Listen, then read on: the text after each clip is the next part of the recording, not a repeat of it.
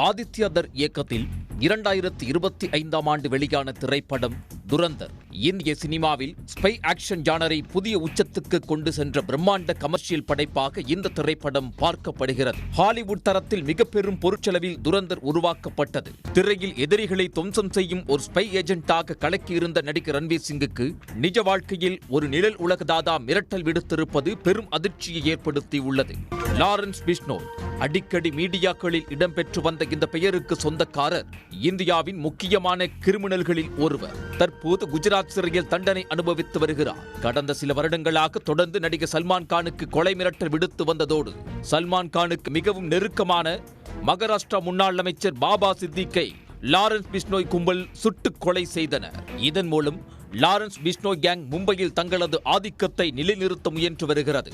அதன் ஒரு பகுதியாகத்தான் தற்போது நடிகர் ரன்வீர் சிங்குக்கும் மிரட்டல் விடுத்துள்ளது. கடந்த சில நாட்களுக்கு முன்பு ரன்வீர் சிங்கின் செயலாளருக்கு வாட்ஸ்அப்பில் ஒரு வாய்ஸ் நோட் வந்துள்ளது. அதில் பேசிய நபர் தன்னை லாரன்ஸ் பிஷ்னோய் கும்பலைச் சேர்ந்தவர் என்றும் 10 கோடி ரூபாய் பணம் தரவில்லை என்றால் ரன்வீர் சிங்கின் உயிருக்கு ஆபத்து ஏற்படும் என்றும் மிரட்டியிருந்தார். மெசேஜ் அனுப்பிய நபர் தனது அடையாளத்தை மறைக்க VPN தொழில்நுட்பத்தை பயன்படுத்தி உள்ளது முதற்கட்ட விசாரணையில் தெரிய வந்துள்ளது. இந்த மிரட்டலை தொடர்ந்து மும்பை பிரபாதேவியில் உள்ள ரன்வீர் சிங்கின் பியூமாண்டே குடியிருப்பில் பாதுகாப்பு பலப்படுத்தப்பட்டுள்ளது.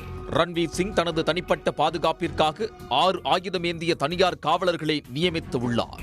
ஆனால் இது அந்த அடுக்குமாடி குடியிருப்பில் வசிக்கும் மற்றவர்களுக்கு அச்சத்தை ஏற்படுத்தியுள்ளது. அனுமதியின்றி ஜிம், லாபி மற்றும் குழந்தைகள் விளையாடும் பகுதிகளில் துப்பாக்கி ஏந்திய காவலர்கள் நிற்பது குடியிருப்பாளர்களின் நிம்மதியை பாதிப்பதாக கட்டிட கமிட்டி போலீசில் புகார் அளித்துள்ளது. கடந்த 2 வாரத்தில் 12க்கும் மேற்பட்ட பாலிவுட் பிரமுகர்களுக்கு லாரன்ஸ் பிஷ்னோய் கேங் மிரட்டல் விடுத்துள்ளது. ஆனால் அவர்களில் பெரும்பாலானோர் இதுகுறித்து போலீசில் புகார் செய்யவில்லை. சில நடிகர்கள் மிரட்டல் அழைப்பு வந்த நம்பரை பிளாக் செய்துள்ளனர். ரன்வீர் சிங் செயலாளரும் மிரட்டல் அழைப்பு வந்த நபரை பிளாக் செய்திருக்க வேண்டும் என்றும், எனவேதான் அக்கும்பல் வாட்ஸ்அப் மூலம் வாய்ஸ் மெசேஜ் அனுப்பியிருப்பதாக போலீஸ் வட்டாரங்கள் தெரிவித்துள்ளன. கடந்த வாரம் ரோஹித் ஷெட்டி வீட்டின் மீது நடத்தப்பட்ட துப்பாக்கிச் சூடு சம்பவம் பாலிவுட்டை ஏற்கனவே பீதியில் ஆழ்த்தியுள்ள நிலையில் தற்போது ரன்வீர் சிங்கிற்கு விடுக்கப்பட்டுள்ள இந்த மிரட்டல் இந்திய திரைத்துறையினரிடையே பெரும் பதற்றத்தை உருவாக்கியுள்ளது. உடனுக்குடன் செய்திகளை தெரிந்து கொள்ள சன் நியூஸ் பெல் ஐகானை கிளிக் பண்ணுங்க.